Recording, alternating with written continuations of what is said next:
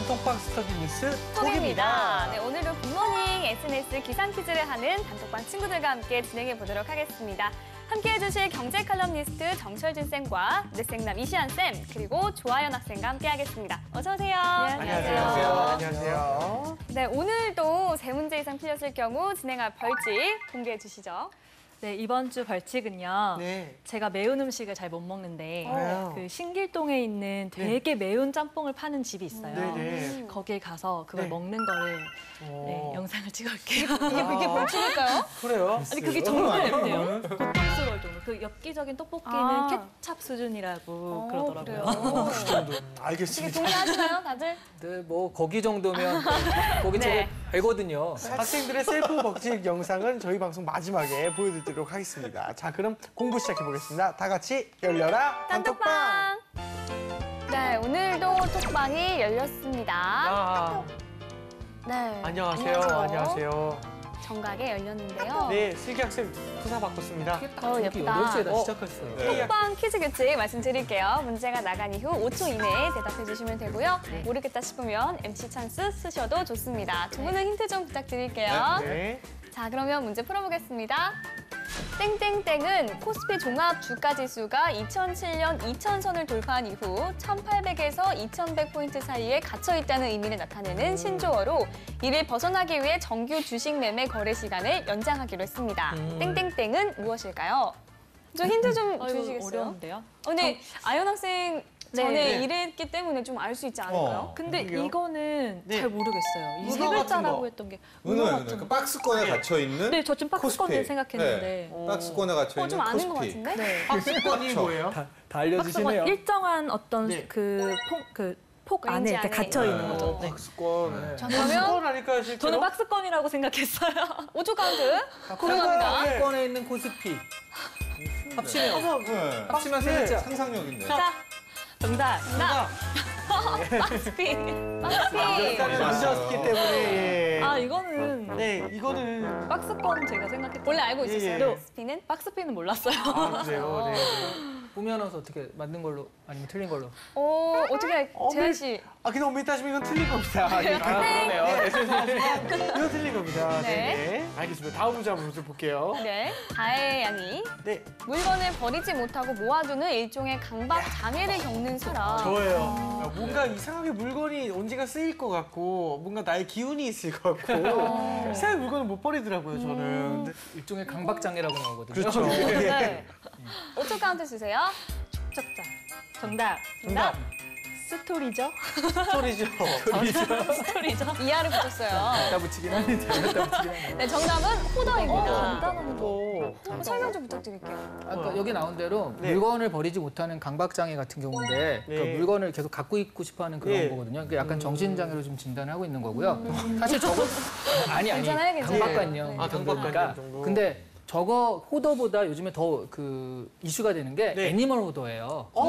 네. 그래서 이제 뭐 고양이를 너무 많이 모아가지고 그 집안이 뭐 40마리 고양이가 울거든다든가 이런 경우에 그 애니멀 호더 같은 경우에는 그만큼을 부양할 수 없는 능력인데도 막 모으거든요. 그래서 이것도 일종의 동물학대다.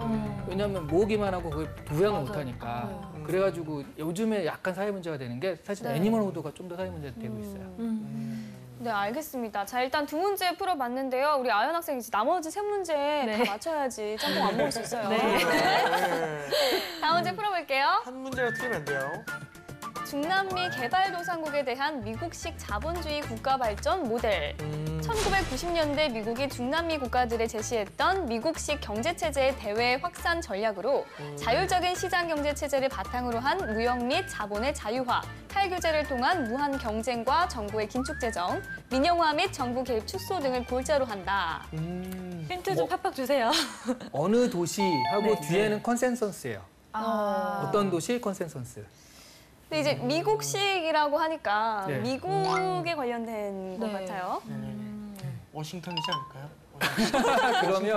그러면 진짜 확 줘서 네. 미국의 수도. 자, 5초 카운트 워싱턴. 들어가겠습니다. 뉴욕, LA. 워싱턴일 것 같아요. 정답. 워싱턴 컨센서스. 워싱턴 컨센서스. 네. 와. 이거 재현 오빠가. 아니 저는 오히려 제가 이렇게 말하면은 워싱턴은 아니겠지라고 생각할 줄 알고. 네, 좀 설명 좀 부탁드릴게요. 미국식 자본주의, 미국식 경제 체제, 우리가 아는 뭐 시장에 맡겨놓는다라든가, 아니면 정부가 최소로 하고 시장에 맡겨가지고 시장이 돌아가게 만든다든가 이런 것들이 전부 다 네. 이른바 미국식 자본주의예요. 그래서 이런 것들을 좀 널리 확산시키면 미국은 그런 경제 체제 하에서 자기들이 경제 활동하기 너무 편하잖아요. 그래서 이제 좀 전략적으로 이런 거랑 다른 체제를 하는 뭐 제3국가라든가 이런 부분에 좀 개입해가지 못하게 한다든가 그런 식으로 좀 하는 게 있었죠.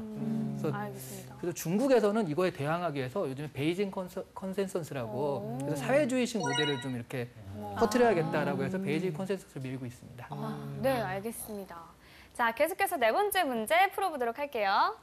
현실적으로 만족시킬 수 없는 욕구나 소원을 공상이나 상상의 세계에서 얻으려는 심리적 도피 기제를 무엇이라고 할까요? 도피 기제. 좀 노래도 있었지 않나 구운몽 싶은데 아닌가 구운몽. 뭐 비슷한 예. 네. 몽자는 비슷하죠, 몽자는. 몇 글자예요? 세 글자예요. 세 글자요? 네. 어디선가 많지 들어봤을 않잖아요. 법한 단어예요. 아는 몸을 다 떠올려보세요. 한낮의 꿈. 한낮의 꿈. 자, 안 돼요. 기회를 주세요. 자, 영어로 해야 되는데 영어로. 저주 가운데 들어갔습니다. 영상. 2, 1. 백일몽이었습니다. 백일몽? 백일몽. 들어봤어요. 네. 축하드립니다. 백일몽. 이뤘어. 저거는 뭐 일장춘몽과 좀 다른 그거는 한낮 꿈이었었다 이런 거라면 저거는 그러니까 몽상이죠, 몽상. 우리가 멍 때린다라는 그런 말도 쓰잖아요. 네. 그래서 좀 현실 도피하기 위해서 좀 자신만의 상상의 세계를 만드는 그 몽상을 얘기할 때 저런 표현을 씁니다. 네, 알겠습니다. 알겠습니다. 자, 이제 어. 마지막 문제 한번 풀어볼게요. 마지막 문제가 있긴 있어요, 그래도. 전 이미 네네. 끝까지 최선을 다해주세요. 네. 주로 상가 등을 빌리는 사람이 빌려주는 사람에게 내는 임차료 외에 빌리는 사람이 앞에 빌려서 살던 사람에게 내는 관행상의 금전을 말한다. 근데 이게 우리나라에만 있는 걸로 알고 있는데 맞나요? 그렇죠. 독특하게. 그러니까 우리나라에만 이런 게 있는데 미국에는 일단 확실하게 없습니다. 네. 미국 같은 나라에는 없고 일본이나 유럽에서 어느 정도가 있는데 우리처럼 이 돈을 이렇게 세입자끼리 이렇게 주고받지는 않죠. 오히려 이 건물주와 새로 들어올 사람 간의 그런 돈이지 독특한 겁니다. 우리나라만이 아주 세입자끼리 주고받는 그런 형태죠. 어떻게 들어갈게요? 정답. 정답. 권리금. 권리금. 정답. 네. 정답입니다. 아, 이런 문제가. 네. 고마운 이 문제네요. 권리금 문제가 소상공인들 사이에 되게 큰 문제였어요. 그러니까 워낙 장사가 잘 돼가지고 어떤 임차인이 이제 그 전 가게 한 사람한테 한 몇 억을 주고 들어옵니다. 근데 빌딩주, 건물주가 보고 있다가 그걸 자기가 더 잘하고 싶은 거예요. 그래서 재계약을 안 하게 돼버리면은 새로 들어온 가게 하시는 분은 몇 억씩 주고 들어왔는데 쫓겨나가야 돼요. 그렇죠. 2년 만에. 네. 그래서 이제 권리금을 앞으로 계약에 명시하자라든가 권리금을 법적으로 보호하자. 보호하자는 그래서 이제 첫 번째, 첫 발자국이라는 네네. 내디뎠거든요. 이제 권리금이 네. 드디어 법 조문에 등장하기 시작했습니다. 네. 알겠습니다. 그렇군요. 알겠습니다. 일단 마지막 문제를 맞춘 건 정말 축하드리지만 또 벌칙은 네, 받게 됐습니다. 네, 오늘 어땠어요? 위는 누가 보호해주죠? 아, 첫 번째 문제가 전 너무 아쉬웠어요. 맞출 수 그러니까요. 있었던 네, 문제였는데 네. 너무 아쉽고 그래도 몰랐던 걸 많이 배워가는 것 같아요. 항상. 네, 너무 좋습니다. 알겠습니다. 혹시 두 분 쌤은 어떻게 보셨나요, 이번 문제들? 네. 첫 번째 문제는 아쉬웠지만 사실 워싱턴 컨센서스는 네. 갖다 준 문제이기 때문에 딱히 아쉬울 건 없을 것 같아요. 네, 맞아요. 어려웠어요. 어려웠군요. 네네. 워싱턴 컨센서스 어려웠어요. 또 아이언 학생 잘하는 친구인데 이렇게 못 맞춘 것도 처음이에요. 어려웠죠, 어려웠어요. 네. 알겠습니다. 그럼 자, 이번에는 뉴스톡이 선정한 이슈 한번 공부해 보겠습니다. 네.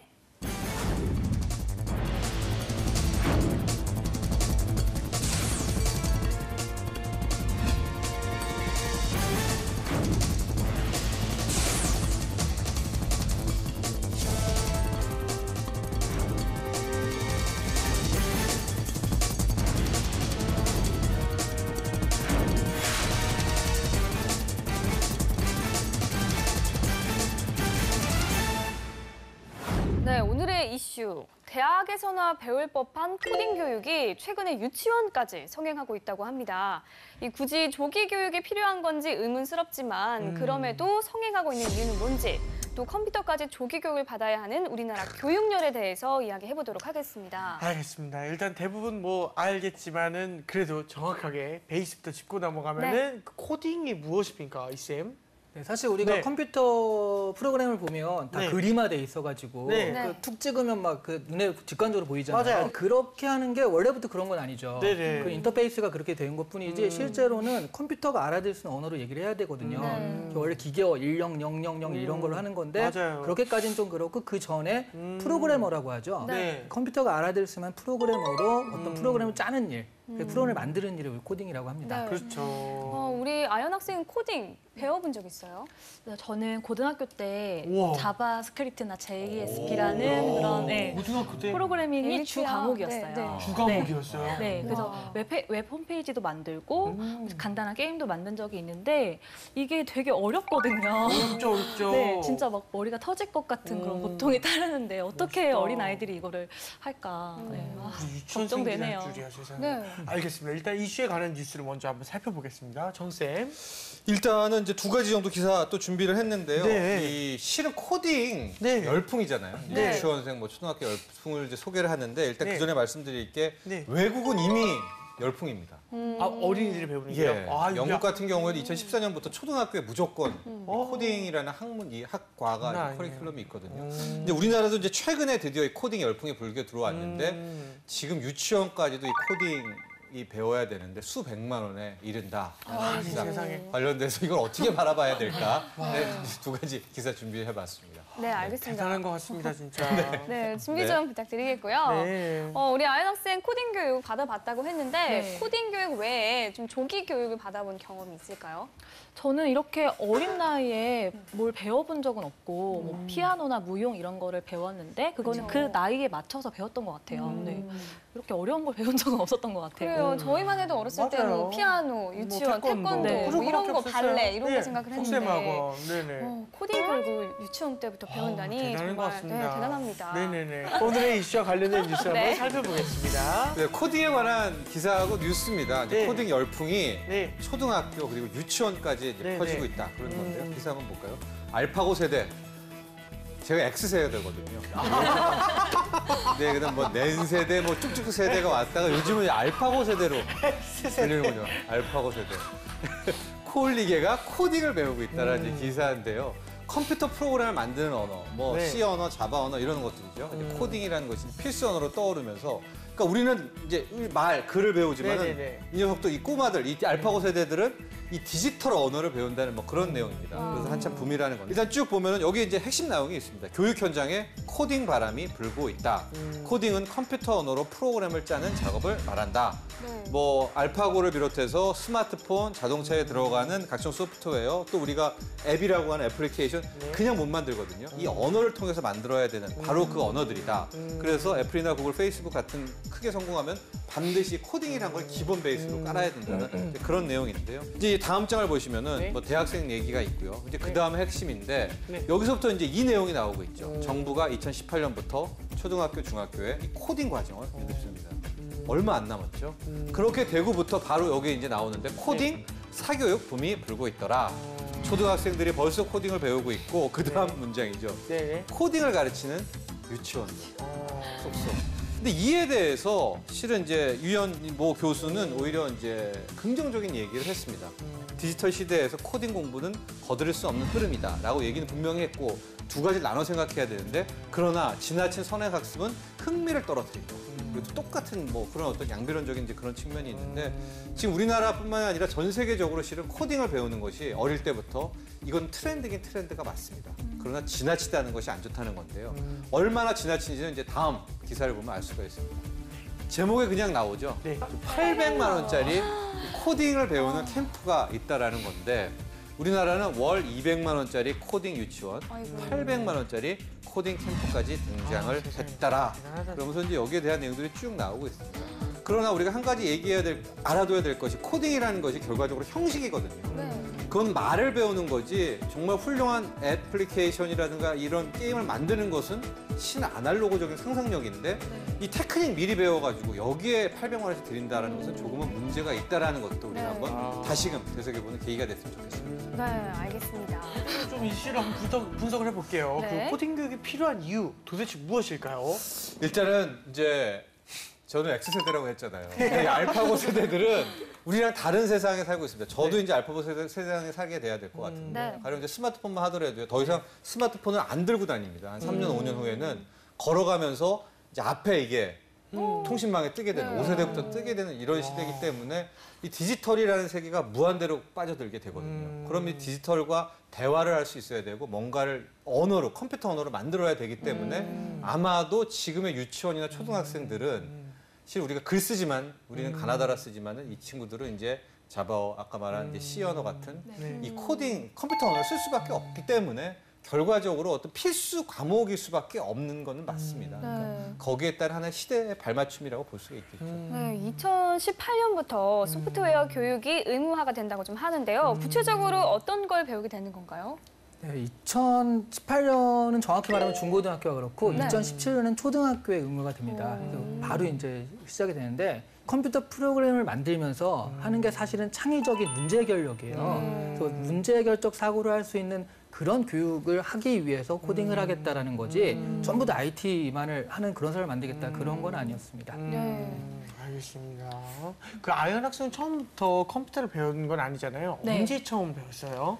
저는 초등학교 2학년 때 2학년이요? 네, 친구네 집에 진짜 놀러 가서 빨리 그 됐네. 486 컴퓨터 맞아요. 네. 그 천리안 네네네. 놀이터 이거 나오는 하는 거. 때. 네, 그게 처음 접한 PC 기기였어요. 통신이라고 하잖아요. 네. 그래가지고 그 전화선 꼽아놓고 있으면 그 돈 문장 많이 나가지고 어머니 많이 맞았거든요, 진짜로. 네. 그리고 해외에서는 이미 코딩 교육이 의무적으로 진행이 되고 있다고 하는데요. 교육적으로 좀 어떤 효과가 있을까요? 이게 유럽 쪽에서 먼저 또 치고 나갑니다. 아까 영국 얘기했지만은 영국은 2014년부터 이미 의무적화가 돼가 있거든요. 이게 쉽게 이렇게 생각하면 될 것 같아요. 우리가 게임을 하잖아, 아이들이. 근데 이 코딩이라는 걸 가르쳐주면은 게임을 하는 친구들이 네. 내가 이 게임을 이렇게 다르게 만들어 볼까라는 그 생각을 할 수 있게 된다. 네. 이제 이쪽 유럽 쪽에서는 이제 물고기를 잡는 법을 가르쳐준다. 네. 그 차원에서 코딩을 이렇게 널리 보급하고 있는 것 같습니다. 그렇죠. 의무 교육도 좋고 뭐 다 좋은 것 같습니다. 근데 문제는 고액이라는 이 부분인 것 같아요. 너무 비싸요. 유치원생 그렇죠. 몇 백만 원짜리 학원에다가 해외 캠프 이런 게 정상적인 것일까 이런 생각이 좀 드는데 이 쌤 원인이 좀 뭘까요? 이건 두 가지로 볼 수 있는데 네. 그 첫 번째 원인은요. 미디어의 과장도 상당한 것 같아요. 사실 우리 800만 원을 했을 때 아니 코딩 일주일 배웠는데 무슨 800만 원이야라고 하지만 네. 그 미국에 가는 하는 비용이 한 비행기 값과 숙박, 또 코딩을 배울 때 그냥 영어를 또 아예 모르면 안 되니까 한 달 정도 프리스쿨이라고 해서 영어를 듣는 값까지 다 해가지고 이렇게 만든 가격인데 또 이 업체 많은 것도 아니고 한두 업체거든요. 근데 이런 걸 갖다가 지금 모든 그 아이들이 그렇게 하고 있는 것 같이 이렇게 침소봉대하는 그런 부분이 좀 있다라는 게 좀 아쉽고 사실 근데 이렇게 침소봉대할 수 있는 이유는 두 번째 그 이유 때문인데요. 이게 의무화 교육이 된다라고 한다면 결국 의무화 교육은 시험이라는 얘기거든요. 그러니까 수능을 볼 때 혹시 이런 게 나오는 게 아닐까. 이 시험에서 평가를 했을 때 그 내신에 들어가는 게 아닐까. 그렇다면 잘해야 되잖아요. 그래서 그런 내신을 준비한다는 측면에서 선행학습이라는 측면이 들어가니까 이런 게 가능할 것이다. 그래서 소프트웨어 그 교육들을 할 때 과연 점수 어떻게 반영할까. 이게 딱 확립이 안 됐기 때문에 나오는 현상 같아요. 지금 유치원생부터 코딩 교육을 한다면 이공계 쏠림 현상이 계속 진행될 수밖에 없을 것 같은데요. 이 소프트웨어 교육 의무화가 우리 사회에 어떤 영향을 좀 줄까요, 정쌤? 글쎄요. 일단은 사람들이 더 근원적으로 접근하게 되는 경향은 분명히 있을 겁니다. 네. 이 컴퓨터 언어를 배우게 되기 때문에 이 시스템은 뭐 이 애플리케이션은 어떻게 되지 뭐 그런 사고는 줄 수 있을 것 같은데 제가 보기에는 뭐 이런 식으로까지 막 몰아간다는 것은 제가 늘 말하지만은 핵심은 창의성이거든요. 네. 마윈회장, 알리바바의 마윈회장 맞아, 모릅니다. 맞아. 전혀 예. 디지털을 모르는 맞아, 그냥 맞아, 이 맞아요. 영어 전공에 네. 그쵸 중국의 지방대 나온 맞아요. 통역사였었거든요. 네네네. 그러니까 자기의 아이디어만 있으면 이 컴퓨터 언어를 코딩하는 친구들을 부리면 됩니다. 그 상상력. 맞습니다. 네, 전 여기를 더 느끼고 선생님 말씀 얘기에 너무너무 첨언 드리고 싶은 게 친구가 실제로 컴공이에요. 근데 아이디어가 제일 중요하다. 코딩 소스는 그냥 인터넷 베껴와도 되는 거고 결국은 아이디어를 새로운 걸 만드는 게 중요한 거니까 꼭 그렇게 뭔가 이렇게 열심히 새로운 걸 창작해라 이런 말을 많이 들으시거든요. 네. 저도 아이디어가 중요하다는 말씀이 참으로 동의하는 것 같습니다. 자, 이번에는 취준생의 뇌를 섹시하게 만들어 볼 시간입니다. 네. 이름하여 이시안의 촉보를 열어라!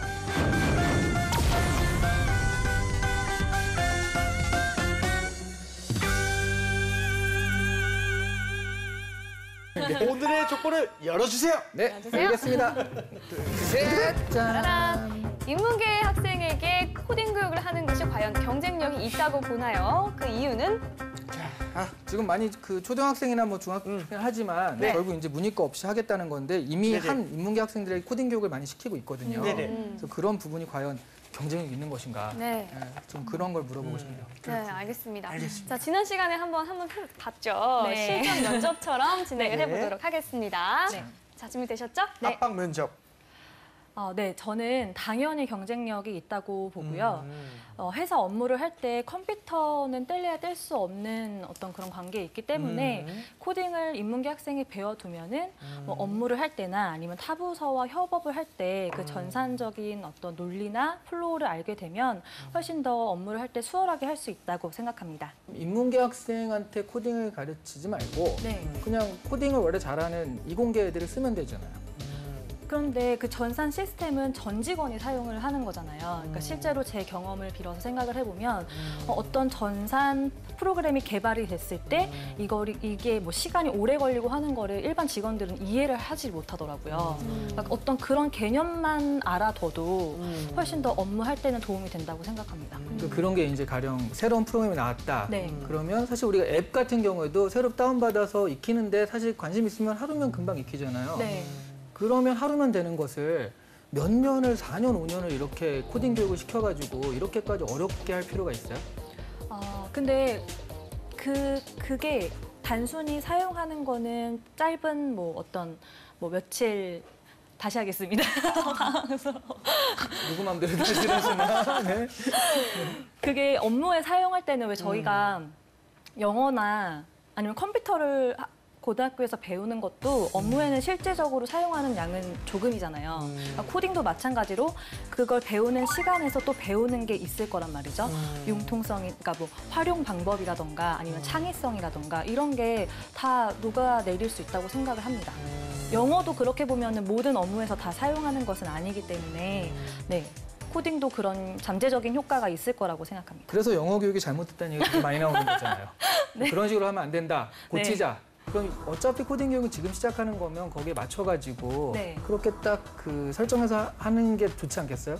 그러니까 제가 생각했을 때는 코딩 교육이 한 고등학교 때 정도의 교육이 실행이 되면 좋을 것 같아요. 그러니까 너무 어렸을 때보다는 그때 실행이 돼서 어느 정도의 개념만 잡히는 정도로 교육을 하는 게 인문계 학생들에게는 더 효과적일 거라고 생각합니다. 지금 물어본 게 이제 인문계 학생한테 하는 건데 사실 고등학교는 인문계, 이공계 기분이 지금 없이 가고 있거든요. 네. 그러니까 그 일반적으로 종합적으로 하는 그런 교육은 하고 있는 건데 네. 현재 인문계 학생들한테 얘기를 하는 거죠. 현재 인문계 학생들이요? 뭐 이 정도 하면 될 것 같습니다. 네네네. 알겠습니다. 예. 수고하셨습니다. 일단은 아연 학생의 그런 그 답변이 어떠셨습니까? 별로입니다. 너무 당황스러웠어요. 어려워요. 아연 학생이 이제 네네. 전반적으로요. 네. 그러니까 지금 물어보는 의도를 파악을 네. 안 하고 질문의 의도가. 제가 하고 사람이- 싶은 말만 하고. 네네. 야, 저게 무슨 의도일까? 왜 저걸 그쵸. 물어볼까를 한번 생각을 한 다음에 해야 되는데 네. 그딱 눈에 보이는데 자기 하고 싶은 말 위주로 좀 해요. 네. 그래서 첫 질문은 어느 정도 비슷하게 가더라도 두 번째 질문부터 다른 이제 이야기가. 자기가 준비한 게 아니면 엉뚱하게 흘러가는 경우가 많아서 네. 한마디로 이제 맥락 파악이 좀 잘 안 되고 있어요 지금. 네. 실제로 요런 지금 선생님 질문에 그런 네. 질문의 의도는 무엇이었나요, 그러면? 근데 아까 살짝 얘기를 했거든요. 네네. 그러니까 굳이 인문계 학생을 코딩 교육을 하는 건 네네. 컴퓨터를 잘하고 IT를 잘하라는 얘기가 아니라 창의적 문제 결력, 사고력을 좀 키워라. 그런 식으로 인문계적인 어떤 마인드가 너의 가장 기본 경쟁력이고 거기에 이런 식의 창의적인 문제 결력을 키우는 방법들로 이런 걸 한다. 그래서 그런 거 자체를 키우는 도구인 거지 이거 자체는 아니기 때문에 IT 자체 어떤 경쟁력보다는 인문계적인 일을 할 때 이걸 했기 때문에 더 경쟁이 있을 것이라고 본다라는 식으로 갔으면요. 훨씬 더 좀 좋은 방법이 아니었을까. 그렇군요. 네. 알겠습니다. 네. 그러면 실전이라면 좀 어떻게 답을 하는 게 좋을까요? 글쎄요, 이거 저도 아마 그런 얘기를 할 것 같은데 일단은 이제 인문학도는 기본적으로 인문학의 깊이가 있어야 되지 않겠어요? 그래서 프로그램을 만들 때 코딩을 배우지만은 네. 인문학도 깊이를 늘릴 수 있는 그런 코딩의 교육을 특수성을 좀 살려서 하는 게 어떨까? 그래서 셰익스피어의 희곡이 있으면은 네. 희곡을 한번 가지고 코딩을 통해서 게임을 만들어봐라. 아. 뭐 이런 식으로 하게 되면 인문학도 공부하면서 코딩도 배우. 뭐 이런 두 마리의 토끼를 잡는 그런 커리큘럼이 필요하다고 보여집니다. 통과합니다. 네, 아연 학생 우리 두 쌤의 피드백 어떻게 들으셨나요? 제가 조금 근접하려고 했으나 압박 질문에서 무너졌던 것 같아요. 압박 질문에서. 너무 당황스러워서 아까 정 쌤이 말씀하셨던 거를 제가 사실 생각을 했거든요. 네. 인문학도로서 뭐 배웠던 축적되어 있던 인문학이라든지 철학 같은 부분을 좀 녹여내리면 더 좋은 성과가 있을 수 있겠다라고 생각을 했는데 그 부분을 말씀을 못 드렸던 게 이런 것도 되게 좋은 경험인 것 같아요. 네, 일단 추가 질문에 좀 당황을 하지 않고 맥락을 그렇죠. 파악하는 연습을 해보는 게 좀 중요할 것 같아요. 네. 이렇게 이쌤의 족보를 열어봤습니다. 네, 이번엔 우리 단톡방 친구들과 공유하고 있는 주제 한번 알아볼게요. 이쌤. 네, 이렇게 이제 코딩 열풍이 불고 있는 것도요. 실제로 잘하는 아이들은 한다고 쳐도 지금 학생들한테 인문계한테 코딩 교육을 시키고 있거든요. 전부 다 네네네. 취업 때문입니다. 네, 창업을 하더라도 요즘에 다 그런 IT 쪽이니까 취업과 창업이 유리하기 위해서 그렇게 하는 건데 그러면 사실은 네. 이런 거 말고 네. 인문계 학생들을 위한 어떤 좋은 취업 대책은 무엇이 있을까?